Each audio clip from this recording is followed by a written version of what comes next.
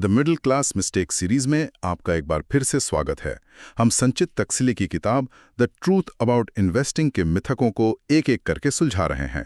पिछले एपिसोड में हमने मुफ्त ऑनलाइन डेटा के जाल पर बात की थी। हाँ, और आज हम एक और बहुत ही आम आदत पर बात करने वाले हैं।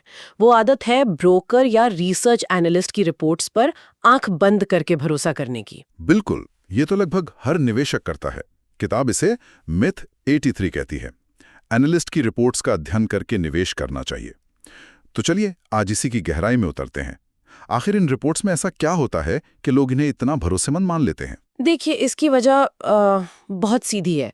निवेश के लिए डेटा चाहिए, और जब कोई विशेषज्ञ उस डेटा का विश्लेषण करके हमें एक बनी बनाई रिपोर्ट दे देता है तो हमारा काम आसान हो जाता है। हाँ, लगता है कि किसी एक्सपर्ट ने मेहनत की है तो सही ही होगा। सबसे बड़ी गड़बड़ होती है इस शॉर्टकट के चक्कर में।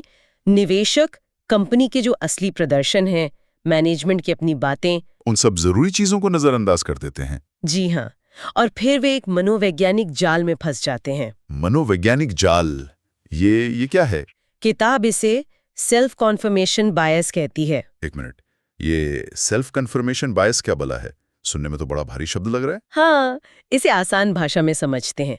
ये कुछ ऐसा है कि अगर हमें लगता है कि आज बारिश होने वाली है तो हमारा ध्यान सिर्फ आसमान में छाए काले बादलों पर ही जाएगा। अच्छा। हम नीले आसमान के हिस्सों को जानबूझकर नजरअंदाज कर देंगे। निवेश में भी यही होता है। अगर हमने किसी स्टॉक को खरीदने का मन बना लिया है तो हम सिर्फ वही रिपोर्ट ढूंढेंगे और उसी पर यकीन करेंगे जो हमारे मन की बात कह रही हो। अरे वाह, बिल्कुल। हम अपनी ही सोच को सही साबित करने के लिए सबूत ढूंढने लगते हैं और बाकी सब कुछ अनदेखा कर देते हैं। और फिर मौका हाथ से निकल न जाए इस डर में गलत निवेश कर बैठते हैं। ये तो बाकी खतरनाक है। तो इसका मतलब ये रिपोर्टें पूरी तरह बेकार हैं, इनको देखना ही नहीं चाहिए। नहीं, बिल्कुल नहीं। किताब कहती है कि इन रिपोर्ट्स को फेंकना नहीं है, बल्कि एक जासूस की तरह इस्तेमाल करना है। ये आपका शुरुआती बिंदु है, अंतिम फैसला नहीं। जासूस की तरह? ये तो दिलचस्प है। वो कैसे?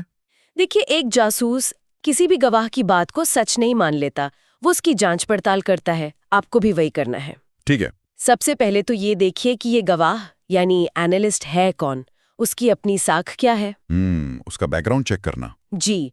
फिर उसकी पुरानी रिपोर्ट्स का रिकॉर्ड देखिए, क्या उसकी पिछली बातें सच साबित हुई हैं। Okay, track record. और क्या? और सबसे जरूरी बात, ये पता लगाइए कि रिपोर्ट में जो लिखा है वो उस एनालिस्ट की निजी राय है या कंपनी के ऑफिशियल रिकॉर्ड्स पर आधारित कोई ठोस तथ्य है। ओह, राय और तथ्य में फर्क। हाँ, इसमें बहुत बड़ा फर्क है।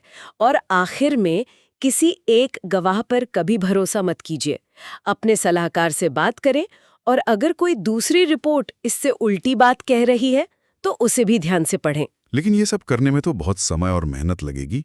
क्या आम निवेशक के लिए ये सब करना मुमकिन है? सवाल बहुत अच्छा है, और इसका जवाब ये है कि आपको हर छोटी मोटी रिपोर्ट के लिए ये सब करने की जरूरत नहीं है।